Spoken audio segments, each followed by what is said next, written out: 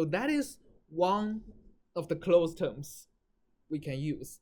And in MATLAB, we can always do, so we can always do polyfit lambda list, t list. That's here. Does it look like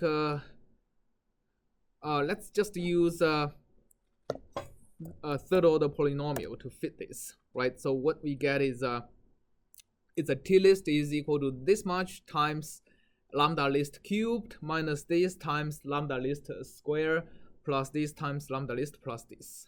All right, so that's for example one of the models you can use to represent the relationship between t list and lambda list. Yes.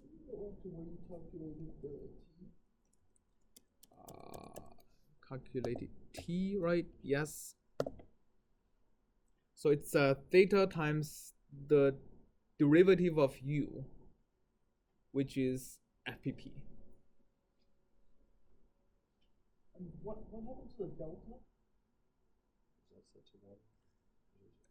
The delta, okay, so theta over delta is actually what we are calculating here, because we are, so when we are solving the Falkner Skan equation, we are solving it under a non-dimensional unit of y, which we call eta.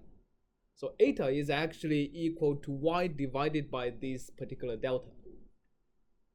That is why when we are calculating theta in the eta unit, right, remember we are integrating over d eta. Okay. That is actually calculating theta over delta. So the theta that is in the MATLAB code is actually theta over delta, yes. Or you think of in the MATLAB code, delta is equal to 1. Right, okay. All right. Okay. So that's one of the unclosed terms, the skin friction coefficient. We have closed it, right? Okay. The next thing is delta star. Again, we want to represent delta star as a function of the same parameters, including theta UE. Actually, let's directly go to this non-dimensional ones. Okay, before that, so before we model CF, we first transformed CF to this T, right? Because T allows us to determine a particular CF from one of the families of Falkner Skan solution. Now, the same thing happens for delta star. Before we compute delta star, should we change it to something so that once we know the profile from the family, we can uniquely determine that?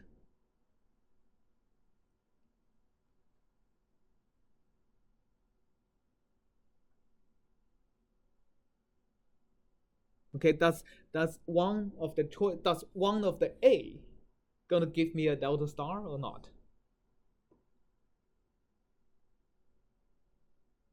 So no, right?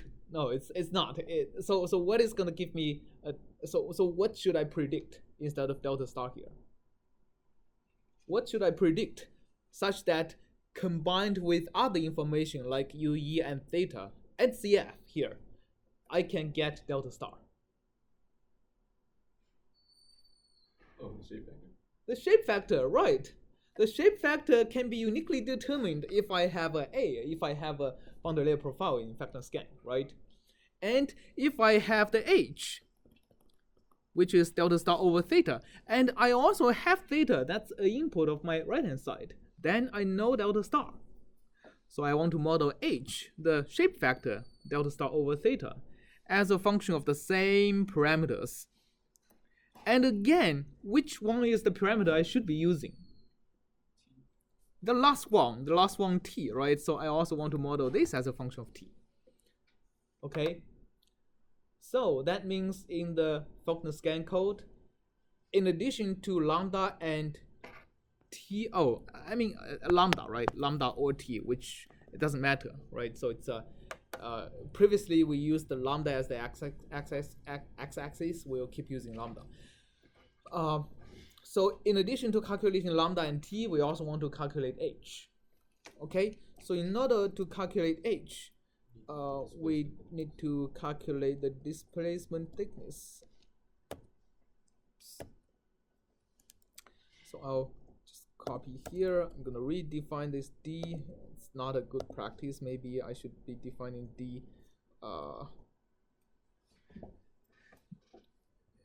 Let's say DD. So delta star is equal to that. All right. So I have theta and delta star. I computed lambda. Now I have my H list is equal to H list delta star divided by theta. All right. I also need to make an empty H list. Okay, it is running. And let's again figure plot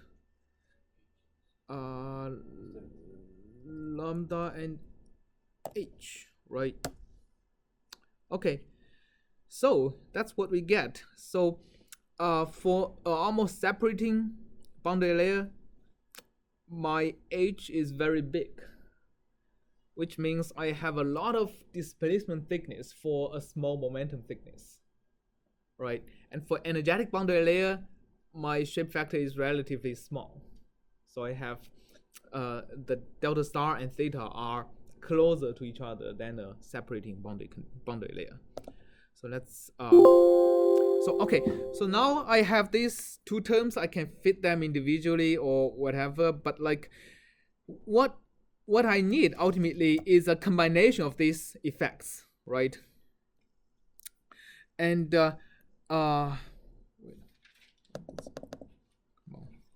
okay, right. So what I need is a combination of these two effects. So let's derive the equation a little bit further.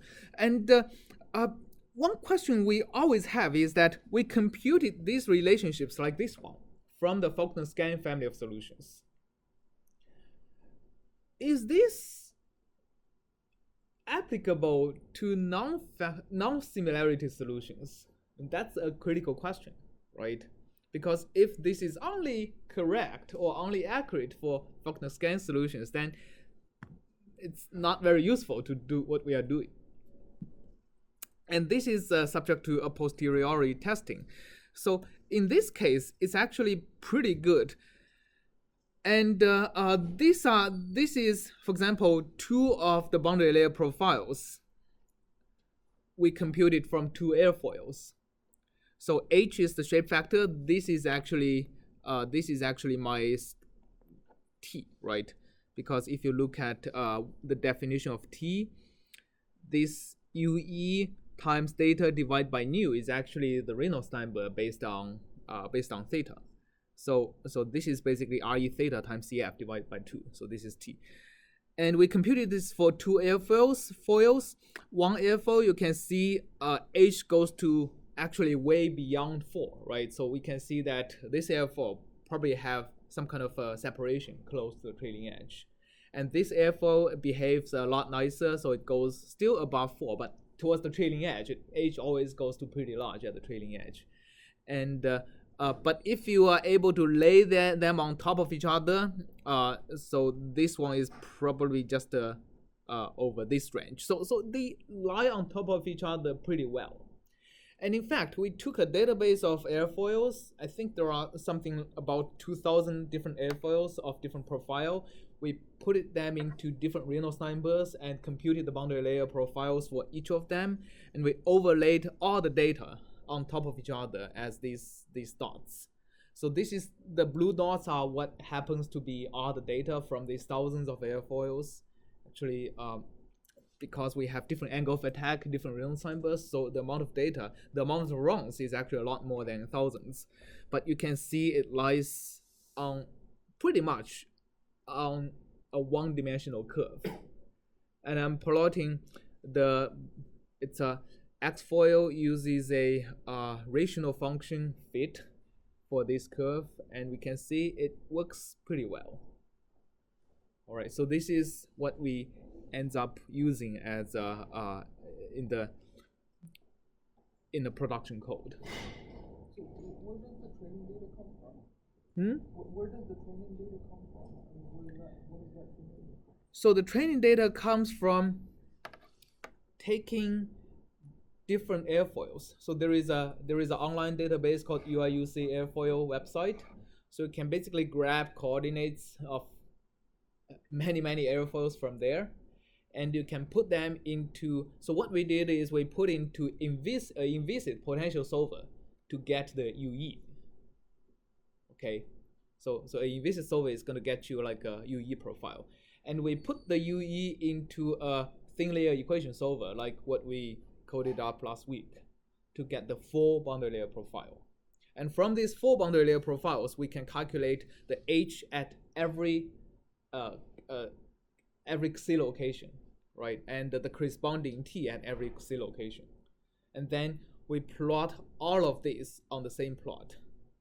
So I mean, it looks like the points are very sparse out there, but like the fraction of points that lies outside this very thick band is tiny, just because we have so much data. So for every airfoil, we can put it at different Reynolds number. We did all laminar here, so they are all very low Reynolds numbers and at different angles of attack. So this is basically many different boundary layer profiles inside here. So the X foil really only just uses the best fit line. The X foil only uses the red line. That's right. All right. So Falkner Skan is good. Falkner Skan is good, but it only gives you Good enough. kind of let me see. It only gives you. So this is the shape factor. So it only gives you from like here, so 2, 4. It only gives you the range from here to like 2.2, which is like here. I think this is the range given by Falkner Skan. And Xfoil has a lot more empirical data that is enables it to do this part. Right. Is there anything unique about the airfoils that fall way outside the range?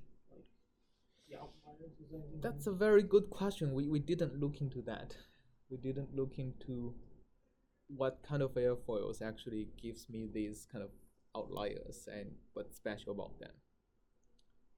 Yeah, and this point is we don't know. That's a good question. If you're interested, we can look at that. All right. So this is yeah, very good question. I haven't really thought much about looking at these particular cases that lies outside.